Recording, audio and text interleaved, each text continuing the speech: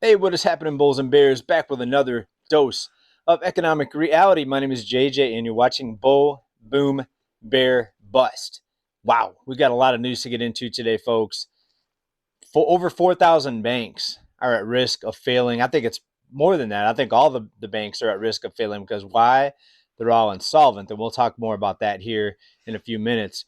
First of all, here's the article. This is out of PR Newswire, and I think this is too low, but this is still a shocking number to most people. And this article is being shared quite a lot here. PR Newswire, Weiss Ratings warns 4,243 U.S. banks and credit unions vulnerable to failure. Now, it depends on what you mean by vulnerable. If they ever have a true accounting that looks at all the banks and asks the question, should banks, or maybe not ask the question, but if they ever regulate this to where banks have to have the money in deposits that they loan out, if that ever happens, then all the banks are insolvent. It's way more than 4,000. But anyways, 4,000. Weiss Ratings, the nation's only independent ratings agency that regularly evaluates the relative strength of U.S. banks and credit unions, has warned 4,243 banks could be vulnerable to failure. Among them, over 1,200 institutions got a red flag warning signaling risk of imminent failure, while over 3,000 received a yellow flag warning indicating risk of failure in a financial crisis or recession. Basically, almost half of all banks and credit unions were deemed vulnerable. Wow, big surprise, everybody. Show me your best surprise face. No way. Weiss Ratings CCO says, quote, the underlying financial weaknesses in the U.S. banking industry are widespread, and the FDIC's newly expanded guarantee of all deposits does nothing to protect shareholders in bank holding companies who could still lose most or all of their money. Moreover, if the U.S. Treasury cannot even pay its own bills, it could be hard-pressed to cover the expanded liabilities of FDIC. So what they're saying is basically they're admitting now that FDIC doesn't have the funds available. So what did we find out a few months ago? We found out that, surprise, they can just print the money. They can just click a mouse and create the money out of thin air. Yes, yes, people are finally admitting the harsh economic reality, the harsh truth, that we have a system of fake money that you have to work a lifetime for, but they can just click a mouse and create it out of thin air or create it on a computer screen somewhere, and they call it money. So pretty interesting how they get away with that.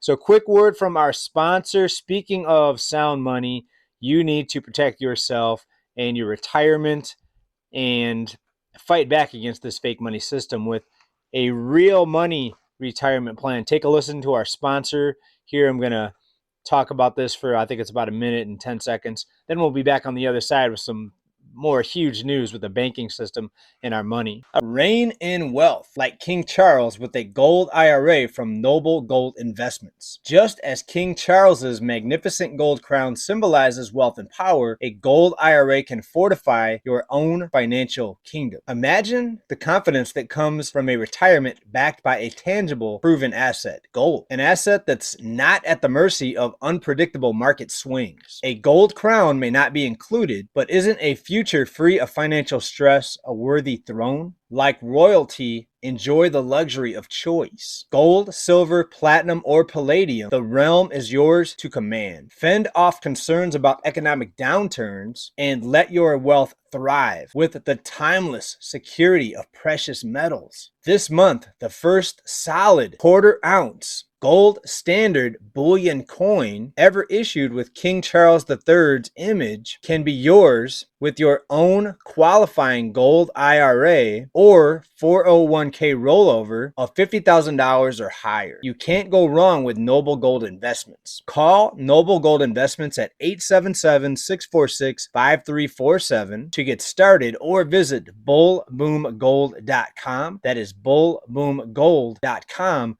Link down in the description of this video. All right, more about this bank warning out of Weiss Ratings here.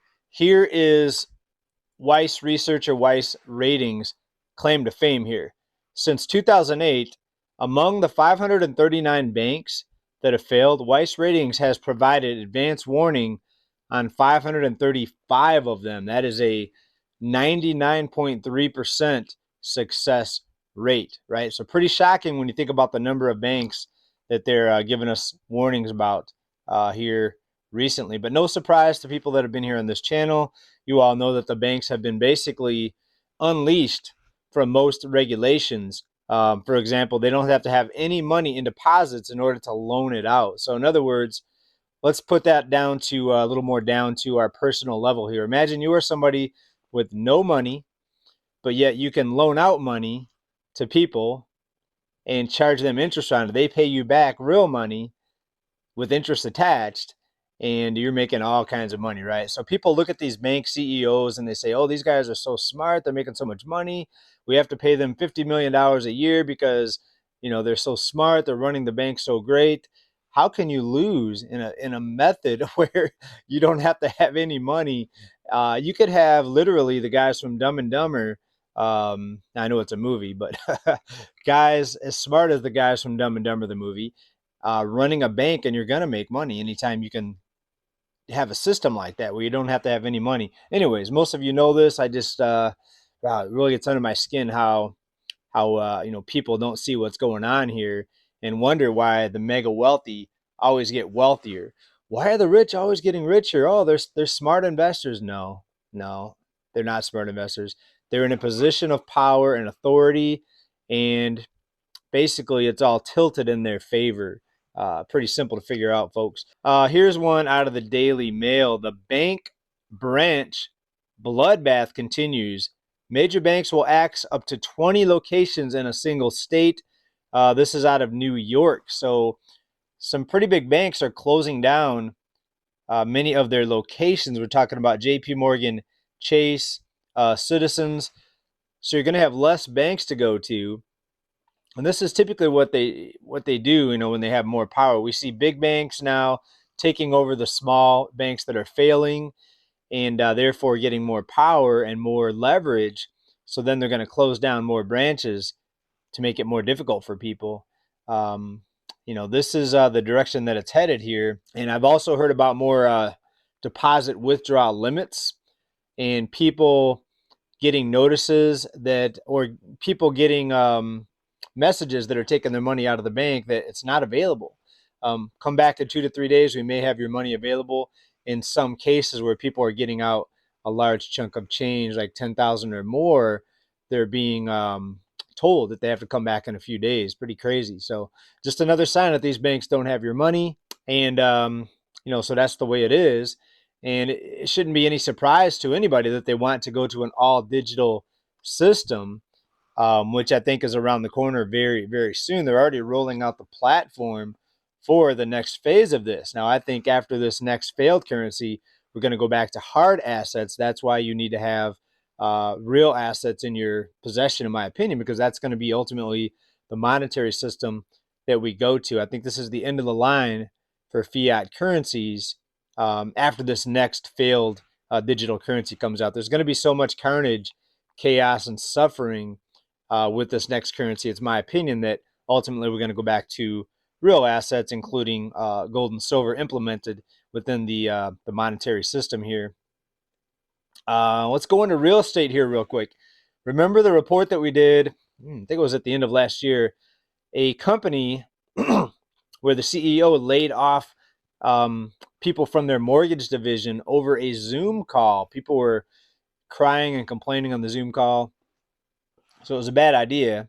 Better.com CEO announces fresh round of layoffs in their real estate unit. Oh, but I thought housing was coming back. I thought housing was bouncing back, and you better buy now because prices are going back up. Remember, that's reports that we read a few weeks ago.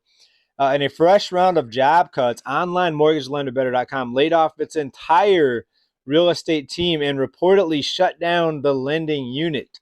So the entire real estate unit is being shut down, but yet housing's rebounding, they tell us here. Go out and get your mortgage now. And we have to talk about this. Do you know what they're doing to keep the housing market from imploding even faster? We have this 1% mortgage from Quicken, also known as Rocket Mortgage. They even help you with your closing costs. They give you some sort of grant. It's insanity. And people are wondering why the housing market's not crashing like it did in 2008. And I can show you dozens of YouTube channels going back a few years ago saying the end of 2021, housing was going to crash. 2022, housing was going to crash. We're almost halfway through 2023. Housing has not crashed. And what's one of the only channels out there that told you that housing was not going to crash? Right here. And if you're financing a home, homes are actually more expensive. If you have to borrow money, if you have to get a loan here and you have less than a 50% down payment, homes today, even though prices are down, for the most part, prices are down, not in every area, but most areas, median price is down.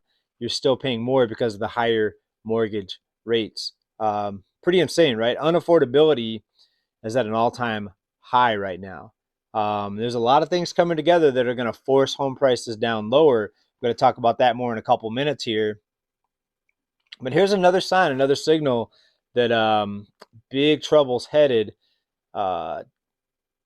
this way with this economy very, very quickly. A survey from Lee Heck Harrison, provider of talent acquisition, polled over 2,500 HR leaders from organizations with 500 plus employees in 5 countries, including the U.S.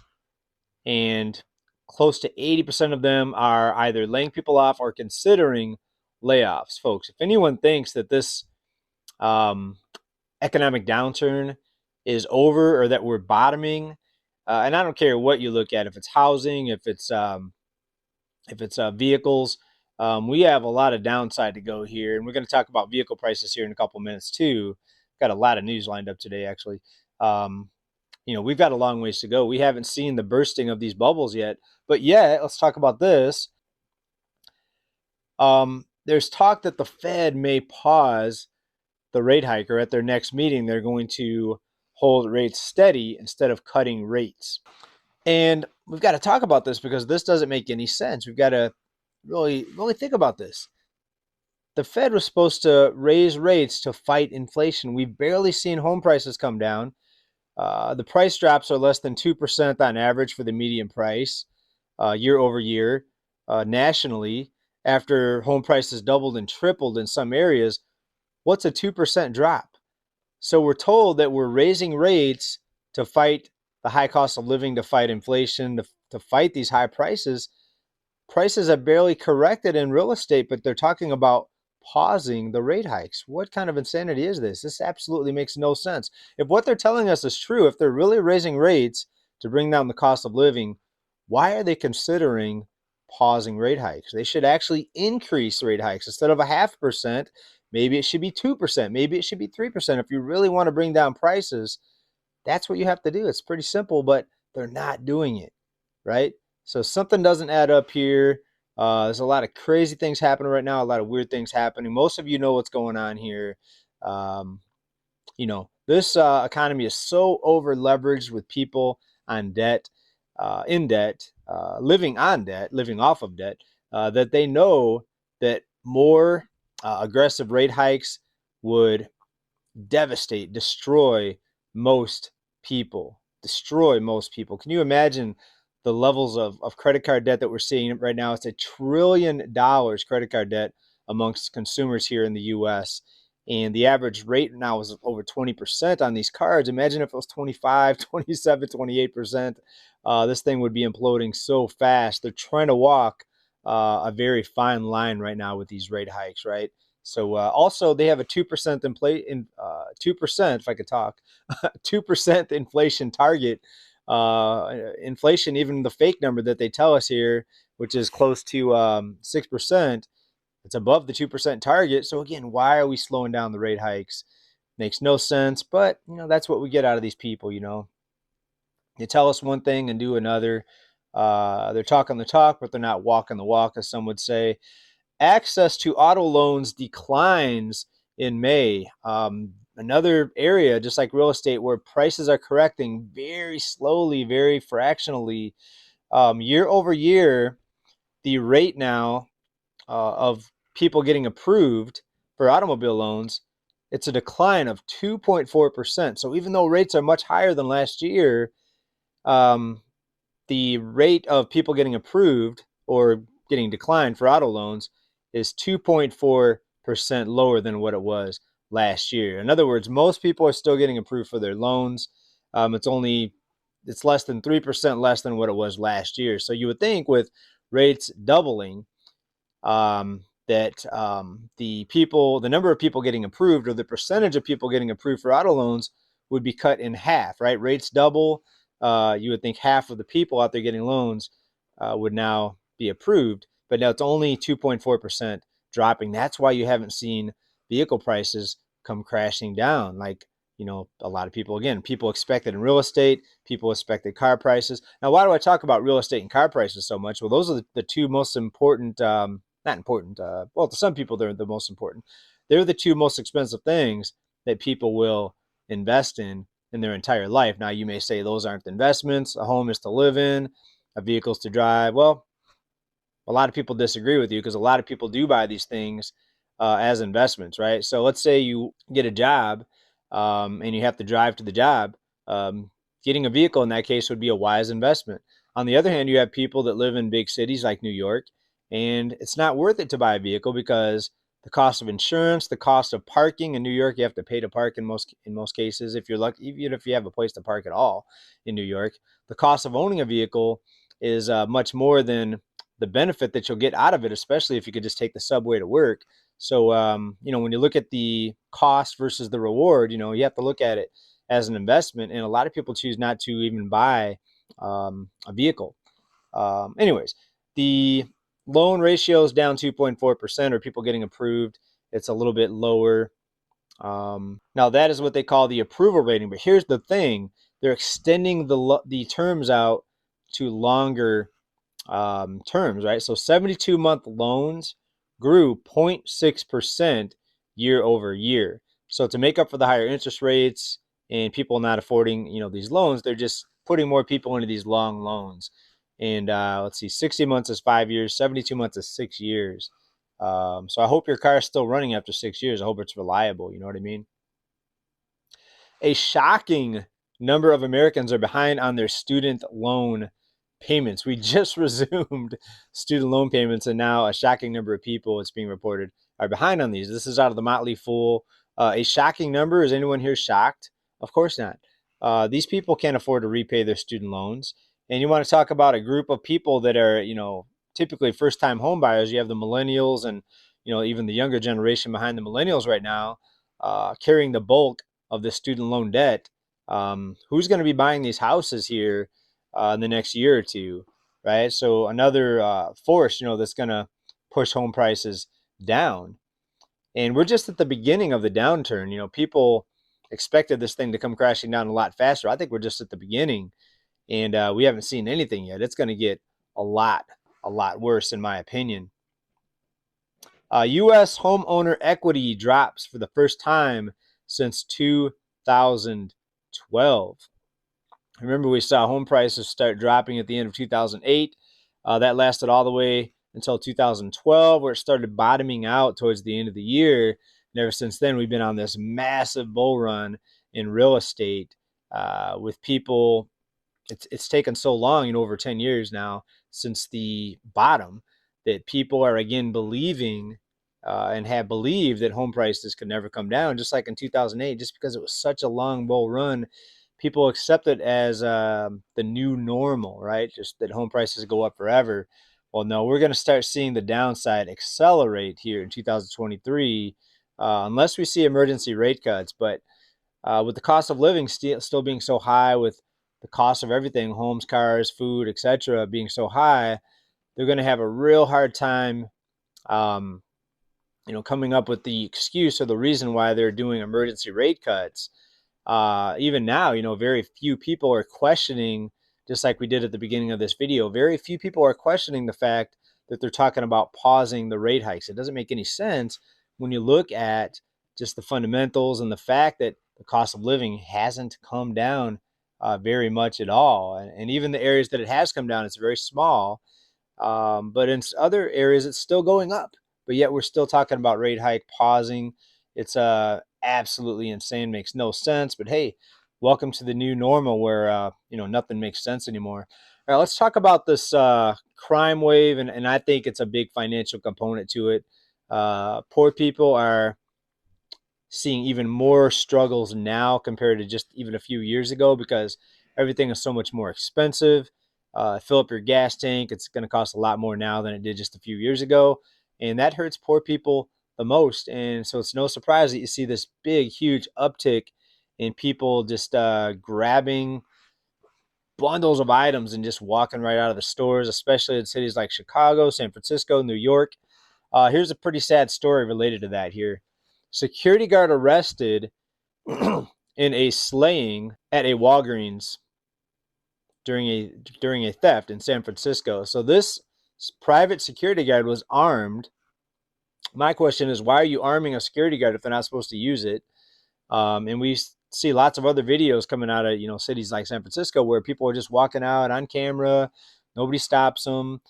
And if you are a security guard, why would you want to even put your life at risk? What if that person that's taking the stuff has something for you, if you know what I mean? They have something for you.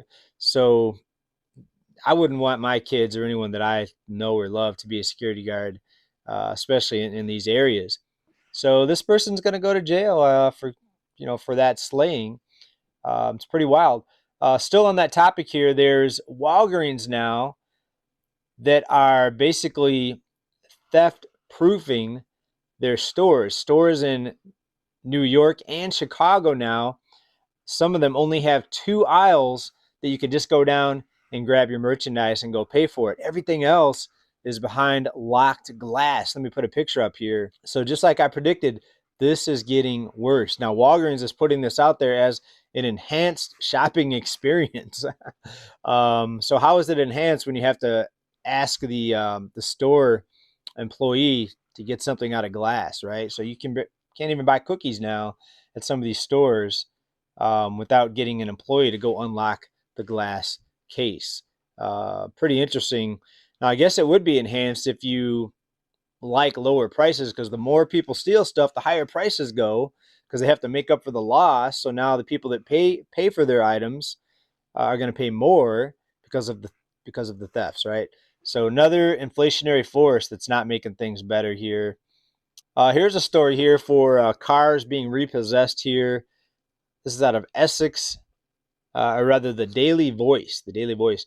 Man steals his own repossessed car back. This is out of Newark, New Jersey. Now this person's going to jail because the car, even though it was his, or he thinks it was his, because there's a loan, the bank says it's theirs because he didn't make his payments on time. He was 90 plus days late. He got his car repossessed. What he did is he went to the yard where the repossessed vehicles were at. He jumped the fence. He had an extra key for his car. But there was still a gate closed. So he sat there all night waiting for employees to come in the morning.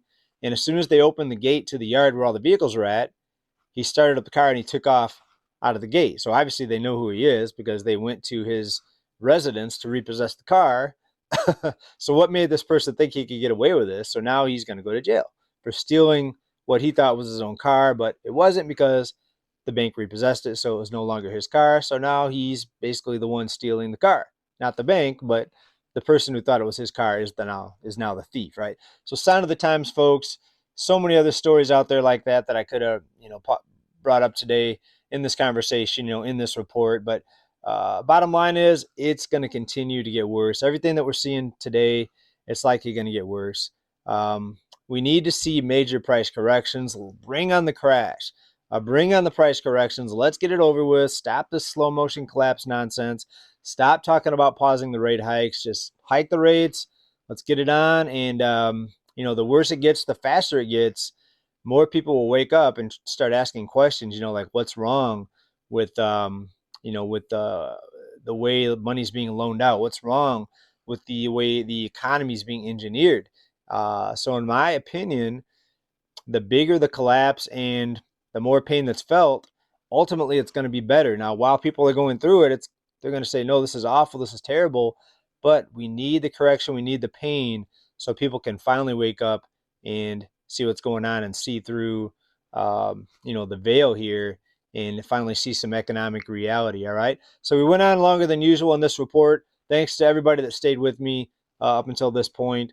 Really appreciate you being here. Big love. Keep stacking, everybody. Bye for now. Stay safe out there. Peace.